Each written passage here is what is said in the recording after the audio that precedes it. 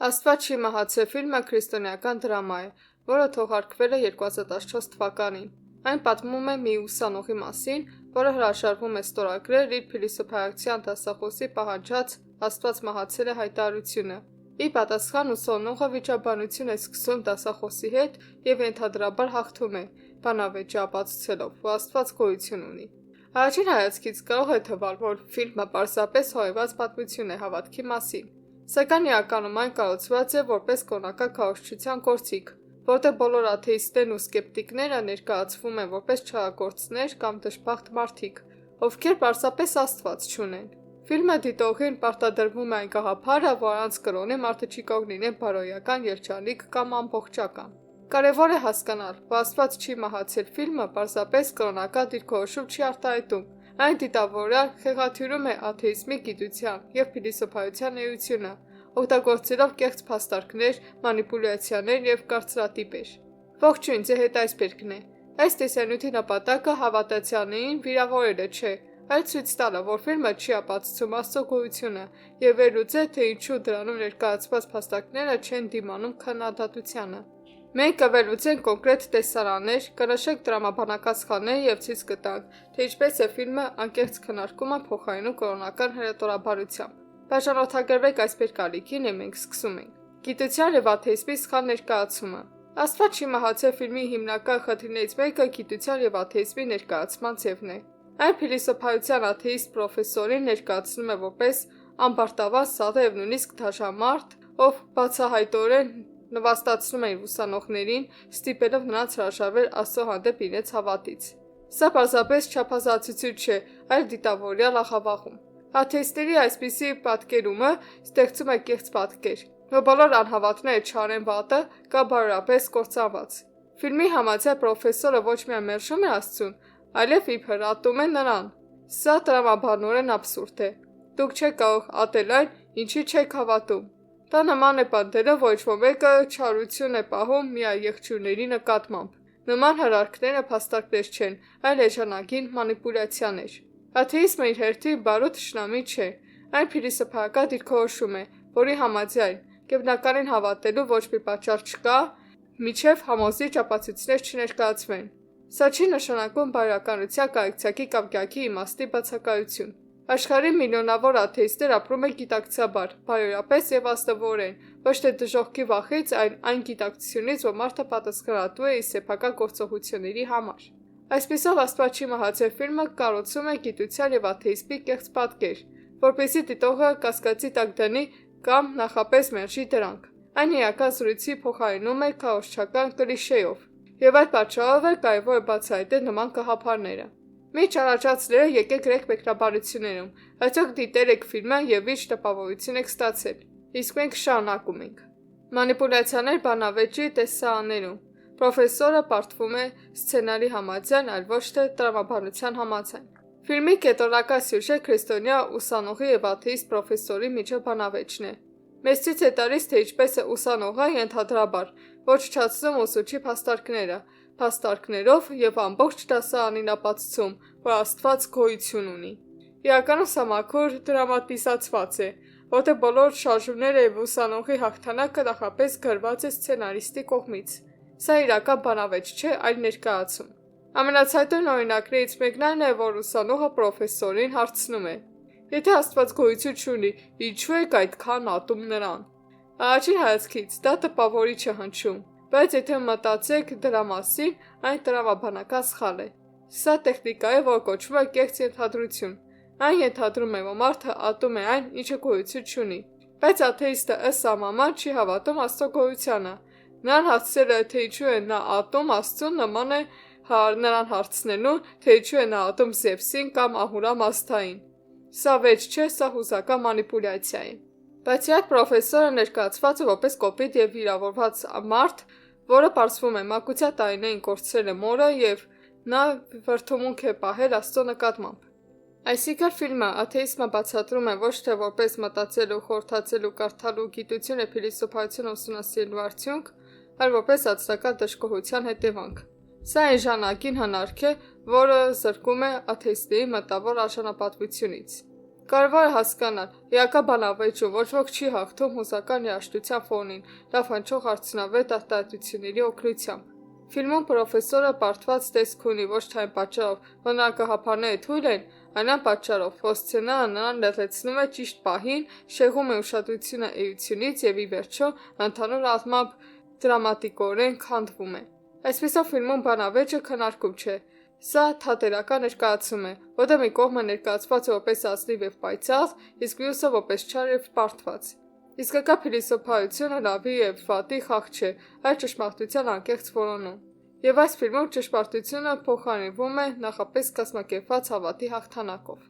Տրամաբանական սխալներ և դեմագոգիա ուսանողի փաստարկում։ Առաջին հայացքից կարող է թվալ, որ ֆիլմում ուսանողը հիմնավորված փաստարկներ է բերում Աստծո գոյության օգտին։ Նա հղում է անում հայտնի գիտնականներին, տիեզերաբանական փաստարկներին, խոսում է տիեզերքի նուրբ կարգավորման և Աստծուց բարոյականության մասին։ Սակայն եթե ուշադիր վերլուծենք նրա հայտարարությունները, պարզ կդառնա։ Սա գիտական փաստարկներ չեն, այլ տրամաբանական սխալներ, պոկված մեջբերումների և դեմագոգիկ տեխնիկայի ամբողջություն։ Ահա մի քանի օրինակներ։ Ուսանողը պատմում է, եթե տիեզերքը սկսվել է, ապա ինչ-որ մեկը սկսել է այն, և այդ ինչ-որ մեկը պետք է լինի Աստված։ Սա դասական կեղծ երկատում է, կարծես, թե նա միայն երկու տարբերակ կա, կամ տիեզերքը առաջացել է ոչնչից, կամ Աստված է ստեղծել այն։ Միևնույն ժամանակ, այլ հնարավոր բացատրությունները լիովին անտեսվում են։ Քվանտային տատանումներ, ցիկլիկ մոդելներ, բազմատիեզերք և այլն։ Նա չի ապացուցում, որ Աստվածն է ստեղծել տիեզերքը։ Նա պարզապես նսողի ներկայացնում է կամ Աստված, կամ ոչինչ։ Ընտրության հնարավորություն, ինչը սխալ է։ Ֆիլմում հիշատակվում են գիտնականների անուններ՝ Հոքինգ, Էյնշտեյն, Դարվին, ուսանողի խոսքերին գիտական կրթություն հաղորդելու համար։ Սակայն նրա կողմից վերված մեջբերումները հաճախ հանվում են համատեքստից կամ պարզապես աղավաղվում։ Օրինակ Էյնշտեյնը հիշատակել է Աստված բառը, բայց նա նկատի չի ունեցել անձնական աստվածություն, այլ բնության օրենքների փոխաբերություն։ Ֆիլմը սա ներկայացնում է որպես հավատքի խոստովանություն։ Սա տեխնիկա է, որը կոչվում է կոչ իշխանությանը և մեկի անունը օգտագործվում է փաստարկի փոխարեն։ Ինչ գաղափարներ ունեցել Ալբերտ Էյնշտեյնը արդեն կա այսպիսի կարիքում տեսանյութ այդ մասին։ Կարող եք դիտել այն, իսկ մենք շարունակում ենք։ Ուսանողը խոսում է բարոյականության մասին այնպես, կարծես այն մի բան լինի, որը կարող է գոյություն ունենալ միայն Աստծո ներկայության մեջ։ Սա հասկացողությունների տիպիկ փոխարինում է, բայց այս մարդը կարող է բարոյական լինել միայն հանդերձյալ կյանքով պատժից վախենալով։ Բայց սա սխալ նախադրյալ է։ Բարոյականությունը որպես սոցիալական մեխանիզմ և կարեկցակը որպես մարդու կենսաբանական որակ գոյություն են ունեցել և զարգացել են կրոնից անկախ։ Միլիոնավոր մարդիկ ապրում են բարոյականորեն, չհավատալով գետնականին։ Ելույթի ընթացքում ուսանողը ակտիվորեն օգտագործում է հուզական ճնշման տեխնիկաներ։ Նա խոսում է կյանքի իմաստի, բարու և չարի, լույսի և խավարի մասին։ Սրանք ռացիոնալ փաստարկներ չեն, այլ զգացմունքների վրա բեռ։ Փաստերի փոխարեն պատկերներ։ Տրամաբանության փոխարեն պաթոս։ Սա դեմագոգիա է, ոչ թե փաստարկում։ Արդյունքում Աստծո գոյության բոլոր ապացույցները, որոնք ուսանողը բարձրաձայնում է, չեն դիմանում քննադատական վերլուծությանը։ Դրանք նախատեսված է տպավորություն թողնելու, այլ ոչ թե հասկանալու համար։ Եվ հենց այդպես է կառուցված ամբողջ ֆիլմը։ Այն չի համոզում, այլ ոգեշնչում է, չի ապացուցում, այլ ստիպում է հավատալ մանիպուլյացիայի օգնությամբ։ Հույզերի մանիպուլյացիա փաստարկների փոխարեն։ Աստված չի մահացել ֆիլմը ակտիվորեն օգտագործում է ոչ թե բանականություն և փաստեր, այլ մաքուր հույզեր, դիտողի մոտ ցանկալի արձագանք առաջացնելու համար։ Սա դասական քարոզչական տեխնիկա է, երբ իրական փաստարկներ չկան, օգտագործվում են արդյունքներ, ողբերգություններ, երաժշտություն, զոհեր և հանկարծակի մահեր։ Տրամաբանական պատմություն կառուցելու փոխարեն ֆիլմը բազմացիորեն շեշտը դնում է կարեկցանքի վրա։ Պարզվում է, որ պրոֆեսորը աթեիստ է դարձել մանկության տարիներին մորը կորցնելուց հետո։ Նրա անհավատությունը մտորումների արդյունք չէ, այլ հոգեբանական տրավմայի արդյունք։ Այսպիսով ֆիլմը ենթադրում է, որ աթեիստները պարզապես վիրավորված, տրավմատիզացված մարդիկ են, ովքեր իրականում հավատում են Աստծուն, բայց զայրացած են նրա վրա։ Սա սուտ է և հոգեբանական մանիպուլյացիա։ Բացի այդ ֆիլմի ավարտի մոտ պրոֆեսոր կարծես լիովին կորցնում է փաստարկը, դուրս է գալիս և մեքենայի տակ ընկնում։ Մահից առաջ նա կարողանում է զղջալ և ընդունել Աստծուն։ Այդ պահին դիտողին հյուրասիրում են երաժշտություն, անձրև, լույս և հովի լուր հավանություն։ Ամեն ինչ նախատեսված է արդյունքները քամելու և ցույց տալու համար, որ նույնիսկ մահանալիս աթեիստը կարող է փրկվել, եթե ժամանակին ընդունի իր սխալը։ Սա հարմար է սցենարի տեսանկյունից։ Պրոֆեսորը ժամանակ չունի պատասխանելու, չի կարողանում բացատրել իրեն, չի կարողանում պաշտպանել իր տեսակետը։ Նա քավում է իր մեղքը հավատացյալների աչքերում եւ մահանում է։ Նման իրավիճակներ իրական կյանքում տեղի չեն ունենում եւ նման ավարտները փիլիսոփայություն չեն, այլ թատերական ներկայացում, գաղափարախոսական ուղերձով։ Եթե չհավատաս կմեռնես, բայց գուցե դեռ փրկվես։ Նաև արժե նշել, թե ինչպես են ներկայացված երկրորդական կերպարները։ Մուսուլման աղջիկը գաղտնի ընդունում է քրիստոնեությունը եւ նրա հայրը նրան դուրս է հանում տնից ավելի շատ հույսեր։ Չինացի ուսանողը հավատքի է գալիս եւ նրա խիստ աթեիստ հայրը զղջում է ավելի շատ հույսեր։ Քրիստոնյան հաղթում է եւ ամբողջ հանդիսատեսը ծափահարում է, ինչպես հեքիաթում, որտեղ բարին միշտ հաղթում է, բայց այստեղ բարին հավասարեցվում է բացառապես հավատքի հետ։ Այս բոլոր դրվագները ծառայում են մեկ նպատակի, ոչ թե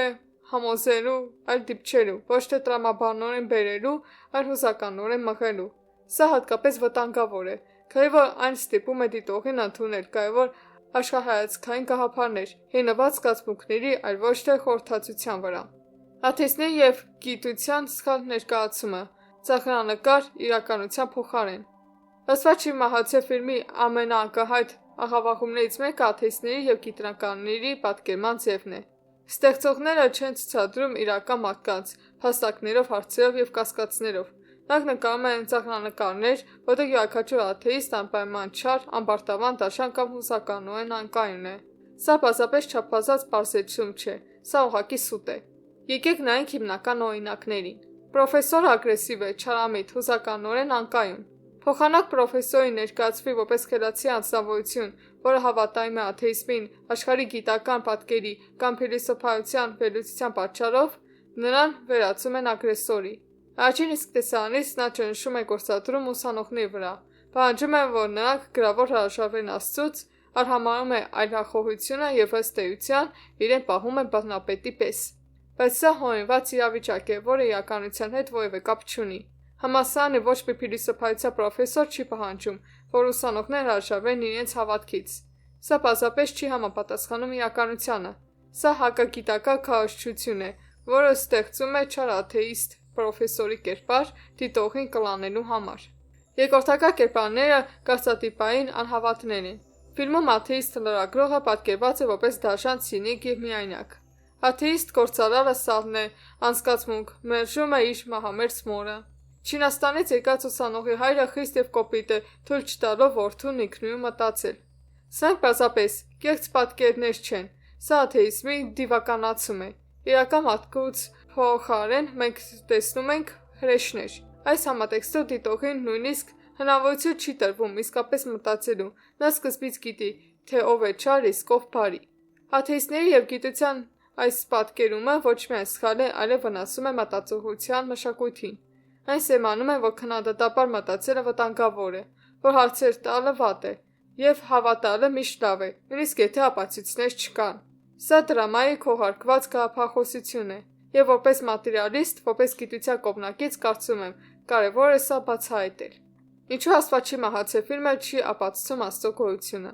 Այն ամենից հետո ինչ տեսանք, կարևոր է տալ գլխավոր հարցը։ Այսօք ֆիլմը ինչ-որ բան ապացուցեց։ Պատասխանը ոչ։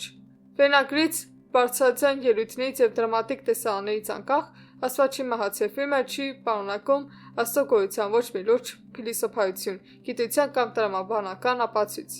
Այն չի պատասխանում աթեիզմի փաստարկներին, չի վարում անկեղծ քննարկում։ Այն միայն մոդելավորում է հավատքի հաղթանակ օգտագործելով շոուի տեխնիկա, այլ ոչ թե խորհրդածություն։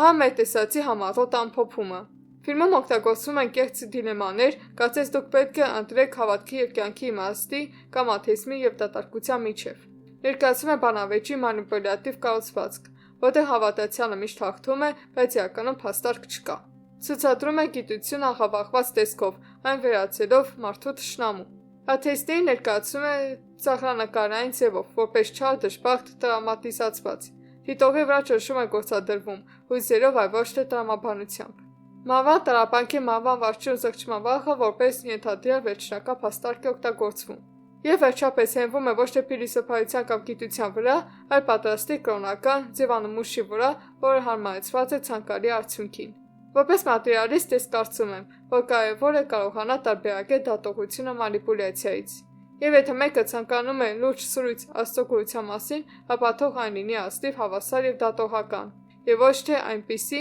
որտեղ մի կողմը խամաճիկ է, իսկ մյուսը նախապես հաղթող։ Աստված չի մահացել ֆիլմը փաստակ չէ, այն փիլիսոփայություն չէ, այն երկխոսություն չէ, այն դրամայի քողարկված քարոզչություն է։ Չկա իրական քննարկում, գիտական մոտեցում, այլախոհության նկատմամբ հարգանք, կա միայն կարգախոսներ, ծաղրանկարներ եւ վախ։ Բայց մարդը բանական էակ է, եւ մեր գլխավոր գործիքը ոչ թե ապացույցների զուրկ հավատքն է, այլ քննադատական մտածողությունը։ Աթեիզմը կուրություն չի պահանջում, այն պահանջում է ազնվություն։ Եթե Աստված գոյություն ունի, ցույց տվեք այն, առանց մանիպուլյացիաների, առանց կլիշեների, առանց վատ աթեիստների եւ հրաշալի զուգադիպությունների։ Աստված չի մահացել, հնարավոր է, բայց այս ֆիլմը ընդհանրապես չի ապացուցում, որ նա եղել է։ Եթե գնահատում եք տրամաբանությունը, ազնվությունը եւ գիտական մոտեցումը, կիսվեք տեսանյութով, լայքեք եւ բաժանորդագրվեք այս մեր կարիքին։ Մինչ հանդիպում։